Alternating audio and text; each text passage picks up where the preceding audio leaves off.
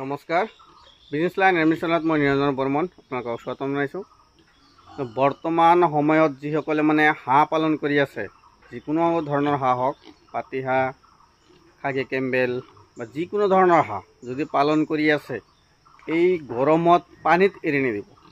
মানে পানীত এৰি দিব, আপুনি ভাল হাঁহ পানীত এৰি দিব, চাব 2 ঘণ্টামান পিছতে পানীৰ পৰা উঠি আহিব নোৱাৰিব, মানে ভৰিত কাম নকৰে, লেংৰা হৈ যায়, এনেকুৱা প্ৰব্লেম আহি যায়। তো বৰ্তমান এইবিলাক বেমাৰটো কিয় হয়, মানে বানপানী হৈছে, বানপানী হৈ পানীখিনি শুকাই আছে আৰু যি তাপমাত্ৰা এনেই পানী আৰু বেছি গৰম হৈ থাকে। এই গৰমৰ কাৰণে হাঁহৰ চাব চৰ্বিবিলাক এই স্কিনৰ ছাইডত থাকে, মানে ভিতৰত যে থাকিব মাংসৰ ভিতৰত, মানে তাতকৈ বেছি থাকে আপোনাৰ স্কিনত।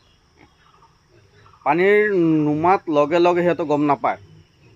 এই গৰমত লাহে লাহে তেল যিটো থাকে স্কিনত, এই তেলখিনি গলি যায় বা যিখিনি চৰ্বি থাকে চৰ্বিখিনি গলি যায়। গলি যোৱাৰ পিছত কি হয়, যেতিয়া স্কিনত লাগি ধৰে গৰমটো, তেতিয়া হাঁহখিনি দুৰ্বল হৈ যায়, উঠি আহিব নোৱাৰে পানীৰ পৰা, লেংৰা হৈ যায়, মানে খোজকাঢ়িব নোৱাৰে। ভৰি ঠিকে থাকে, লেংৰা কিয় হয়, মানে ভিতৰৰ চৰ্বি এইবিলাক মানে এনেকুৱা বিষ হৈ যায় সিহঁতৰ, মানে খোজকাঢ়িব নোৱাৰে, মানে তেলখিনি গলি যায়, এনেকুৱা হয়।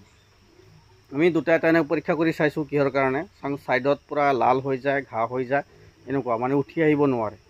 আৰু এটা কাৰণ হৈছে এই বানপানীত মানে বহুত কিবা কিবি মৰি থাকে, পানী কমি থাকে, কমাৰ পিছত এই মানে মাখি চাখি বহে, সিহঁতক পোকা দিয়ে, সেই পোকাবিলাক হাঁহে মানে ঠিকছে খায়, খাৱাৰ পিছত আৰু বেমাৰ লাগি যায়।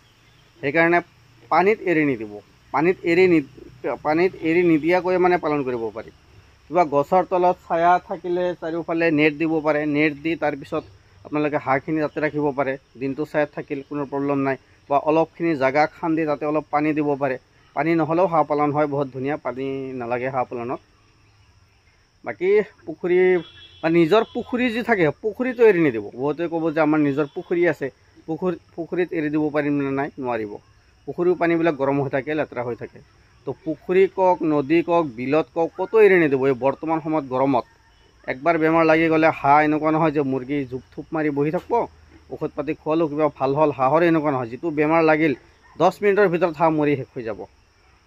গোটেইকেইটা হাঁহ চাব, ভাল হাঁহ মানে 200 মিটাৰো খোজকাঢ়ি আহিব নোৱাৰিব, কিছুমান বাটতে মৰি থাকিব, কিছুমান পানীতে মৰি থাকিব।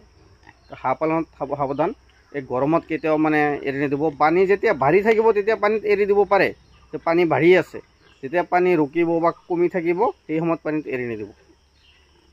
ঘৰতে অলপমান জেগা চাৰিওফালে বাউণ্ডেৰী দিয়ক, বাউণ্ডেৰীৰ ভিতৰতে হাঁহখিনি ৰাখিব। তো এনেকুৱা বহুত জেগাত মৰি আছে, আৰু বহুতে ফোনো মাৰি আছে মোক যে হাঁহবিলাক মৰি আছে, কোনো ধৰণৰ বেমাৰ আজাৰ গম নাপাওঁ, ভাল হাঁহ পানীত এৰি দিছোঁ কিন্তু বৰ্তমান মৰি আছে। তো এনেকুৱা কাম নকৰিব, পানীত এৰি নিদিব। 2 টকা খৰচ কমৰ কাৰণে গোটেইখিনি লছ হৈ যাব। তো চাৰিওফালে নেট দি গছৰ তলত ৰাখিব। তো এইখিনি, ধন্যবাদ।